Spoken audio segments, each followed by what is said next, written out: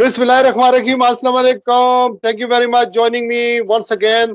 मेरे साथ इस वक्त लंदन से रियाना अली साहिबा जो एडवोकेट हैं, उन्होंने मुझे ज्वाइन किया है। कश्मीर के हवाले से बड़ी ब्लंट हैं, बड़ी वोकल हैं, बहुत सारा काम करती हैं कम्युनिटी के अंदर। इनका एक बड़ा नाम है मुख्तलिफ टीवी चैनल मीडिया पर।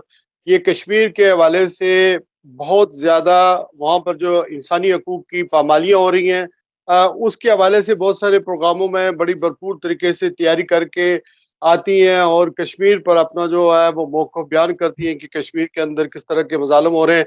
आज इनसे पूछेंगे कि नरेंद्र मोदी की आज मुलाकात हुई है, उनके लिए रेड कारपेट बिछाया गया अमेरिका में, और फिर उसके बाद वहाँ पर उन्हें 21 तोपों की सलामी दे दी गई है अमेरिका के अंदर। और एक वहाँ पर कश्मीरियों के जो लोग थे, कश्मीरी जो मज़ालम जो मकबूजा कश्मीर के अंदर हो रहे हैं, या सिख हैं या दलित है या ईसाई हैं, उन्होंने बड़ा ज़बरदस्त एक किस्म का वाशिंगटन में व्हाइट हाउस के बाहर जब ये मुलाकात हो रही थी तो उस वक्त मुजाहरा भी किया। और बहुत सारे कांग्रेसमैन जो है उन्होंने भी वहाँ पर जो बाइडेन को खत लिखा है कि ये नरेंद्र मोदी के जो ख्यालात हैं, जिस तरह ये अकलीतों को डील कर रहा है, जिस तरह का इंडिया में या कश्मीर में जो जुल्म डाल रहा है, तो इसको इस तरह का प्रोटोकॉल नहीं मिलना चाहिए। तो इस हवाले से रियाना अली से आज पूछते हैं कि आप नरेंद्र मोदी के दौराए अमेरिका को कैसे देख रही हैं, और बीइंग ए कश्मीरी एक्टिविस्ट यहाँ लंदन में बैठकर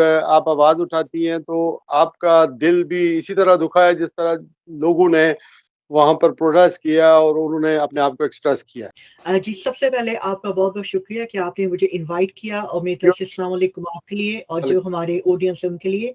आपका जो क्वेश्चन है मैं उसके लिए ये कहूँगी कि बड़े अफ़सोस की बात है और बड़े ही यानी हैरत की बात है कि अमेरिका वही मुल्क है जिसने कि इंडिया पर पाबंदी लगाई थी यूरोप के साथ कि वो 10 साल के लिए उसको उन्होंने बैन किया था जब वो वज़ीर-ए-आज़म नहीं था कि इसने मज़ालिम जो गुजरात में किए थे 2002 में उस पे जब इन्वेस्टिगेशन हुई और जो ह्यूमन राइट ऑर्गेनाइज़ेशन है जैसे एम्नेस्टी इंटरनेशनल है और उसके अलावा जो-सी ऑर्गनाइज़ेशंस थी, उनकी रिपोर्ट के ऊपर उन्होंने ये फैसला किया था कि इसको हम बैन करेंगे क्योंकि ये वहाँ पे नस्ली फसादात जो है फैला रहा है।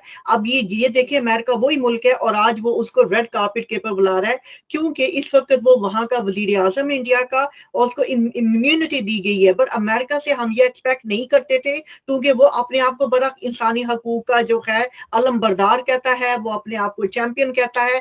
इस चीज़ से ज़ाहिर होता है कि जो अमेरिका है वो कितना कंट्रडिक्शन कर रहा है, यानी वो कितना फेक है, यानी उसके इस अमल से। दूसरा जो आपने क्वेश्चन किया कि वहाँ पे जो अक़लियतें हैं अमेरिका में, जिनमें कश्मीरी हैं, मुस्लिम्स हैं, दलित हैं और सिख हैं, वो उस पे एहतजाज कर रही हैं। जी, उनका एहतजाज बनता है, बल्कि देखा जाए हमारे जो सिख भाई हैं, उनका बहुत ज़्यादा एहतजाज बनता है, बल्कि हमें चाहिए उनके साथ खड़े हों। जैसे कि हम जानते हैं कि एक उनका बड़ा ही मशहूर लीडर है जो कि वहाँ पे कत्ल कर दिया गया है, जिसके ऊपर ये कहा जा रहा है कि उसके जो कत्ल है उसमें इंडिया का हाथ है क्योंकि वो खालिस्तान के लिए बहुत आवाज उठाता था और उसका असर ये हुआ है कि जो हमारे जो खालिस्तानी भाई यूके में है वो भी इस वक्त जो मुझे खबर मिली है क्योंकि मैं उनके साथ काम भी करती हूँ वो इस वक़्त काफ़ी क्वाइट हो गए हैं क्योंकि उनको भी इस वक़्त जाने खतरा है अपनी ज़िंदगी का कि उनके ऊपर भी हमला किया जा सकता है क्योंकि आपको पता है खालिस्तान की जो मूवमेंट है वो बड़ी ऑर्गेनाइज़्ड है और उन्होंने बड़े कम अरसे में बड़े तरीके के साथ उन्होंने पूरी दुनिया में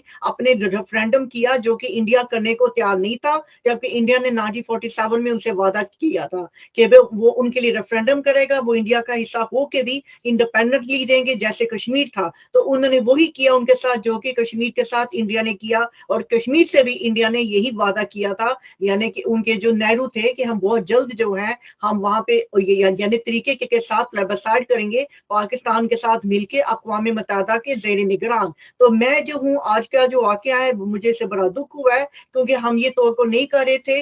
तो इसका एक ही तरीका ये है कि हम लोग सब मिलके जितनी भी अक़लियतें हैं स्पेशली जो कश्मीरी हैं, जो कि इंडियन अक़लियत नहीं है बल्कि उनका अपना जो है अपना एक अलहदा जो है कौमी तशख़्ख़ुस है जिसके ऊपर कि इंडिया ने कब्जा किया हुआ है, मिलके हमें एहतजाज करना चाहिए ताकि ज़्यादा से ज़्यादा पता चले इंडिया के जो मज़ालिम हैं।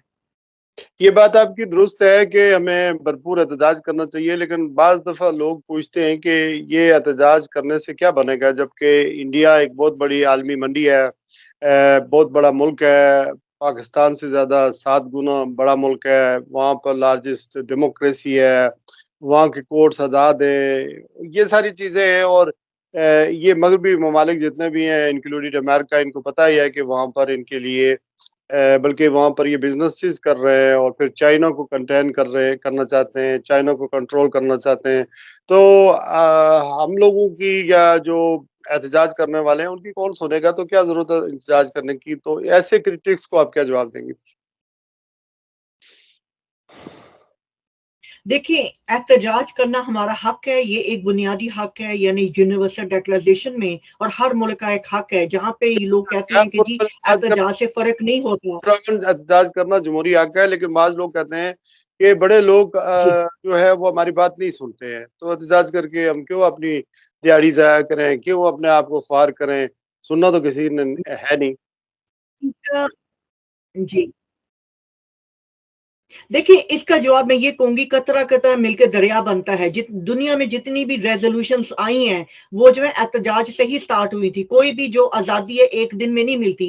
पहले-पहले आप उनको आराम से बात करते हैं, फिर आप एहतजाज करते हैं, फिर वो बात आगे जाती है। यानी इसके डिफरेंट प्रोसीजर्स होते हैं जिनके जिनके साथ हमारा चलना बहुत जो है ज़रूरी है। अब आपने एक बात की जो कि मैंने अभी सुनी बड़े गौर से। आपने कहा कि वहाँ की अदालतें जो हैं आज़ाद हैं, वो एक बहुत बड़ी जमहूरियत है, दुनिया उनके साथ है। तो मैं ये बात बताना पसंद करूँगी इन लोगों को जो कहते हैं कि एहतजाज का फ़ायदा नहीं है कि इंडिया ने जितनी वायलेशन जेनेवा कन्वेंशंस की है, किसी ने नहीं की। और जब जेनेवा कन्वेंशन की वायलेशन होती है तो उसकी एक ही सज़ा होती है ट्रेड सैंक्शन। तो इंडिया को ट्रेड सैंक्शन करना चाहिए, आर्म्स सैंक्शन करना चाहिए क्योंकि वहाँ की जो अक़लियतें हैं वो महफूज़ नहीं है और ट्रैवल सैंक्शन करना चाहिए, ट्रैवल बैन करना चाहिए, जैसे कि उन्होंने नरेंद्र मोदी पे 10 साल के लिए किया था। वहाँ के जो यानी नरेंद्र मोदी को तो इस वक़्त शायद वो ज़्यादा कुछ नहीं कह सकते इम्यूनिटी यानी इम्यूनिटी की वजह से, पर वहाँ के जो उनके जो सरकारी अफ़सरान हैं जो कि इसमें शामिल हैं, जो फ़ौज के लोग हैं, उनके ऊपर जो है पाबंदी लगाई जा सकती है। बल्कि मैं ये याद कराऊँगी कि कनाडा में ऐसा लॉ है कि जितने भी लोगों ने इंडिया की आर्म फोर्सेस में यानी कि वो उसमें मुलविस रह चुके हैं, सर्विस कर चुके हैं, रिटायर्ड हो चुके हैं, वो कनाडा में दाखिल नहीं हो सकते, अपने बच्चों के पास नहीं जा सकते क्योंकि वो उनको वॉर क्रिमिनल्स की हैसियत से उनको देखते हैं, जो कुछ उन्होंने कश्मीर में किया है और उसके अलावा जो वो अपने ही मुल्क में कर रहे हैं, जैसे पंजाब है, जैसे नागालैंड है, जैसे मणिपुर है, जैसे आपने देखा है। अब आपने 2 बातें बड़ी दिलचस्प की जिनको मैं जो है उनकी तरफ जा रही हूँ। एक तो आपने कहा वो जमहूरियत है। भई वो जमहूरियत कैसे हो सकता है? जो मुल्क कास्ट सिस्टम पे बना है, जो मुल्क कास्ट सिस्टम के ऊपर चलता है, जिस मुल्क में सबसे ज़्यादा लॉज़ जो है कास्ट सिस्टम यानी कि अनटचेबिलिटी के लिए बनाए गए हैं, उसके बावजूद भी वहाँ पे दलित आज तक जो हैं सफ़र कर रहे हैं। उनका कॉन्स्टिट्यूशन आर्टिकल 17 जो है वो अनटचेबिलिटी पे बात करता है। अभी तक कोई कामयाबी नहीं है। उन्होंने लॉ ऐसे बनाए हैं जिसमें कि जी उनको तहफ़्फ़ुज़ दिया जाएगा जैसे कि उनके जो एक 1-2 लॉज़ है जो कि मैं जानती हूँ और जब आप उसकी गहराई में जाएँ देखें तो उसमें उनको उनको तहफ़्फ़ुज़ नहीं दिया जा रहा। उसमें अपर क्लास यानी उनके जो ब्राह्मण्स हैं उन्हीं को ही दिया जा रहा है। जैसे उनका वो एक लॉ है schedule caste and schedule tribe law जो कि बना था 1989 में। मैंने इसको स्टडी किया, मुझे हैरत हुई। दूसरी बात, वो अपने आप को कहते हैं कि हम जो हैं सेक्युलर हैं। उनको ये पता ही नहीं कि सेक्युलर का मतलब क्या है। सेक्युलर का मतलब ये होता है इट डज़न्ट मैटर आप खुदा को मानो या ना मानो, ये आपका पर्सनल मैटर है, हमारा लेना-देना नहीं है। उनकी तो हर बात हिंदू, मुस्लिम, सिख, ईसाई से होती है कि भी ये लोग हमारे मुल्क में हैं, ये अपने हिसाब से चल सकते हैं, उसका सेक्युलर स का मतलब ही रॉन्ग कर देते हैं। और दूसरी बात है, उनका अपना जो है आर्टिकल 25 जो कि फेथ्स की बात करता है कि तमाम फेथ को बराबर के हकूक हासिल हैं। आर्टिकल 25 ए जो है, वो सिखिज़्म को रिजेक्ट करता है। वो सिखों को कहता है कि आपने हिंदुओं के मुताबिक जीना, मरना, शादी करनी है, विरासत करनी है, तो वो तो उसका कॉन्ट्रडिक्शन कर रहा है, तो वो अपने आप को सेक्युलर कह ये ही नहीं बात सकते। ये बात आप ठीक कह रही हैं और फिर सिख जो है, वो अपनी जो बुक है उसके मुताबिक शादियाँ भी नहीं कर धर्म सकते। के मुताबिक। तो वो जो गीता के जी, मुताबिक करते हैं। ये बात आपकी दुरुस्त है बहरहाल चूँकि इकोनॉमिकली ज़ाहिर है वो उन्होंने कुछ ऐसे इक़दामात किए हैं कि जितना अमेरिका या यूरोपियन है या यूके की बात करें तो इनके उनके साथ स्ट्रैटेजिक जो है पार्टनरशिप है। तो माली मफ़ाद की बात है बेसिकली बाकी बातें सब आपकी अपनी जगह दुरुस्त हैं। मैं आखिरी सवाल ये अच्छा करना चाह रहा था कि जब आप कश्मीर के हवाले से पार्लियामेंट में ख़िताब करती हैं, एक प्रोग्रामों में जाती हैं, आप तो बड़ी passionate, you seems to be very passionate about this, and क्योंकि your body language is always there when I I observe you when you are speaking, और बड़ी प्रिपरेशन के साथ यू आर देयर, मेंटली भी और फिजिकली भी आपका emotion उसके अंदर इन्वॉल्व होते हैं. But when you see, how do you feel the other when they are talking, specially the MPs and the typical known Kashmiri activist जो लीडर हैं, जो फोटो माफिया है, जो इसलिए जाते हैं कि हमारी कुछ ना कुछ पब्लिसिटी हो जाएगी और इस वजह से हमें थोड़ी सी जो है हमारी शिनाख्त हो जाएगी. How do you feel about that? कभी-कभी मुझे उनको देखकर दुःख होता है। कुछ लोग हैं यानी हर बंदे का अपना एक स्टाइल होता है बात करने का। जो पार्लियामेंटेरियंस हैं उनका तो ये रोज़ का काम होता है, they have to be talking with different people.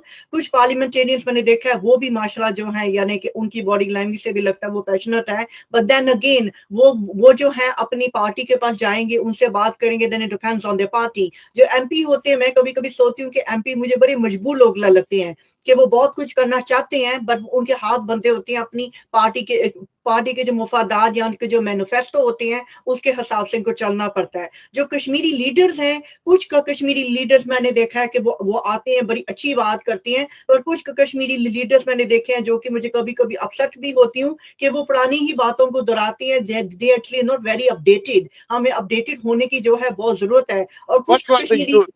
What about the youth? Do you think if English speaking youth will be involved in the movement of Kashmir, especially in the UK or Europe, when we're talking about the Kashmiri diaspora? So, will it make difference? Do you think? It can make a difference, but the important thing is that if we want to involve the youth, we need to do programs in English. हमारे जितने programme होते हैं, ज्यादातर TV पे देखें, वो उर्दू के होते हैं। वो गवाह पढ़ा के वो जो पाकिस्तान से लेक्चर चल होते हैं, एक दूसरे को जो साथ में बैठे होते हैं उन्हीं को सुनाने के लिए होते जी, तो देखिए मेरे मेरे कहने का ये मतलब है वो पाकिस्तान से स्टार्ट होते हैं, वो पाकिस्तान में ही खत्म हो जाते हैं। अगर हम इंग्लिश में प्रोग्राम करें, कॉन्फ्रेंसेस करें, हम लिटरेचर यानी पेश करें, और सबसे इम्पोर्टेंट बात कि जब हम प्रोटेस्ट पे आते हैं, जब हम कॉन्फ्रेंसेस में जाते हैं, हमारा फर्ज बनता है कि हम अपने बहन भाई, अपने बच्चों को, किसी एक बच्चे को भी साथ लेके आएँ। At least they can see what's going on, उनको आगाही हो। हम साथ लेके नहीं आते, हम खुद ही चले जाते हैं, और अक्सर जो वहाँ पे लोग जाते हैं उनके पास कंप्लीट नॉलेज भी नहीं होता, जिसका कि फायदा नहीं होता, कश्मीर को नुकसान होता है। शायद से इतना ही सीखा उन्होंने जो 25-30 साल से मुझे सहाफ़त में हो गए उनको सुनते हुए। वही तकरीर पहले दिन भी करते थे, आप भी वही कर रहे हैं। और ये सिर्फ़ एक आप क्या कहते हैं, वो लोग, कई लोग तो फ़ौत भी हो गए हैं बेचारे, जो जी, पैशनेट थे, जिन्होंने काम भी किया है। उनको भी हम ट्रिब्यूट करते हैं और दुआ भी करते हैं अल्लाह ताला उनकी मग़फ़िरत फ़रमाए। आमीन। मैं हुँ, आखिरी बात ये कहना चाह रहा हूँ कि जब हमारा वकील, जिसे पाकिस्तान कहते हैं, वो जब माशी तौर पर, सियासी तौर पर अ, वो मज़बूत होगा, तो जो इस मुकदमे का वकील है, तो इस मसले पर कहीं न कहीं हम नेगोशिएशन करके इसको हल कर सकते हैं। बहरहाल इन द मीन टाइम वो वक़्त कब आएगा पता नहीं, हम दुआ कर सकते हैं, लेकिन जो आमीन। यूके, यूरोप के अंदर जो कश्मीरी डायस्पोरा रह रहा है या पाकिस्तानी जो रह रहे हैं, उन्हें मकबूज़ा कश्मीर के अंदर जितनी भी ह्यूमन राइट्स की वायलेशन हो रही है, इंसानी हकूक़ की खिलाफ़ वर्जियाँ हो रही हैं, उसके ऊपर रेहाना अली का या कश्मीरियों का या कोई भी प्रोग्राम किसी का भी हो, उसमें आपको तकरीर ना भी मिलने करने का मौका मिले, वो आपको फ्रंट रो में स्टेज पे जगह ना भी मिले, तो अपना उसके अंदर हिस्सा ज़रूर डालना चाहिए और हम सहाफ़ियों को भी इस काज़ को जी। बहरहाल सपोर्ट करना चाहिए। थैंक यू वेरी मच, आज के लिए बस इतना ही। अल्लाह हाफ़िज़।